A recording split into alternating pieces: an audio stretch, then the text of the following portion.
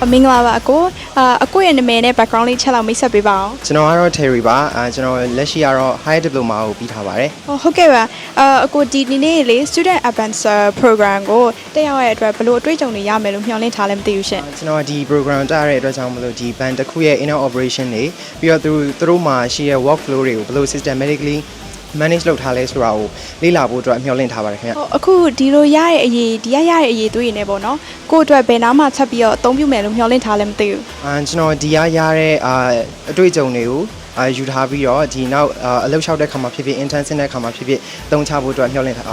စီစဉ်တာပါခင်ဗျကိုအနေနဲ့ပေါ့နော်ဒီ program တွက်တဲ့အတွက် BUC ကျောင်းသားတွေကိုဘယ်လိုမျိုးတိုက်တွန်းပေးခြင်းသေးလဲမသိဘူးBUC မှာရှိတဲ့ကျောင်းသားတွေကိုဒီ program ကို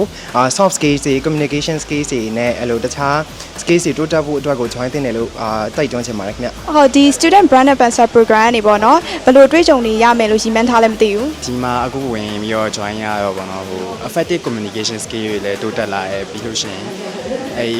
management ဘိုင်းတွေ operation ဘိုင်းတွေကဘယ်လိုအလုပ်လုပ်လဲဆိုတာသိလာတဲ့အတွက်အဲ့ဒီသိလာတဲ့ဟာတွေကို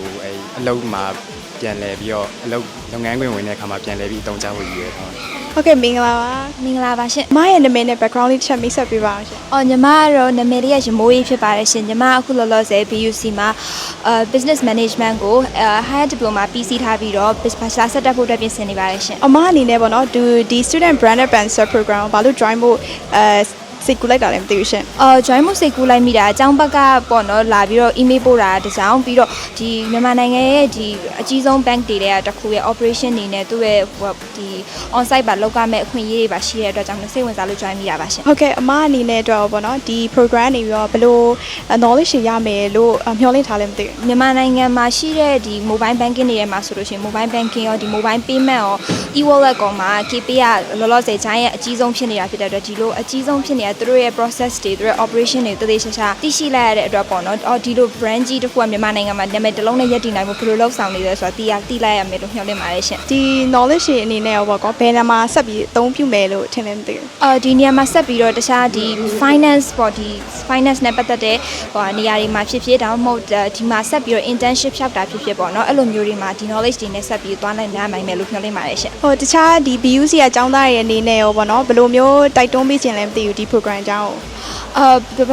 join တဲ့ program လေးပေါ့နော်ဘာလို့ဆိုဒီ KPay အကြောင်းကိုတွေမသုံးဘူးတဲ့ဟိုပေါ့ဘယ်လိုမျိုးသုံးနည်းတွေကစာတေချာရှင်းပြပေးပြီးတော့ trainer တွေနဲ့တေချာလုပ်ပေးတယ်ပြီးတော့ဒီ on site ပါတခါ on site job training မှာတခါတည်းပါတဲ့အတွက်ပေါ့ဒီ certificate တွေရမှာဆိုတော့ join တဲ့ program လေးတစ်ခုလို့ထင်ပါတယ်ရှင်မင်္ဂလာပါအမဟုတ်ကဲ့မင်္ဂလာပါ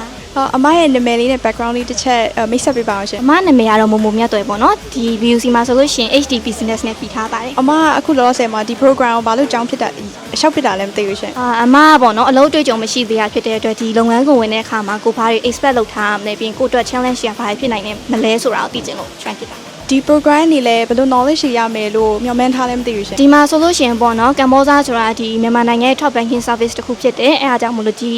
လုပ်ငန်းဘယ်လိုလက်ပတ်နေရလဲဆိုတဲ့ဟာ operation ကိုကိုယ်တိုင်ကိုချားပေါ့နော်သိနိုင်တယ်ဆိုတော့အဲ့လို experience တွေရဖို့တော့မျှော်လင့်ထားပါတယ်ဒီရရဲ့ experience တွေနဲ့ရောပေါ့နော်ဘယ်နားမှာဆက်ပြီးသုံးချမယ်လို့ရည်မှန်းထားလဲမသိဘူးရှင်ဒီမှာဆိုလို့ရှိရင်ပေါ့နော် on job training တွေလည်းရှိတယ်ပြီးတော့လို့ရှိရင် student ambassador အနေနဲ့ KPIs တွေကိုအဲ့လို perform လုပ်လို့ရှိရင်ပေါ့နော်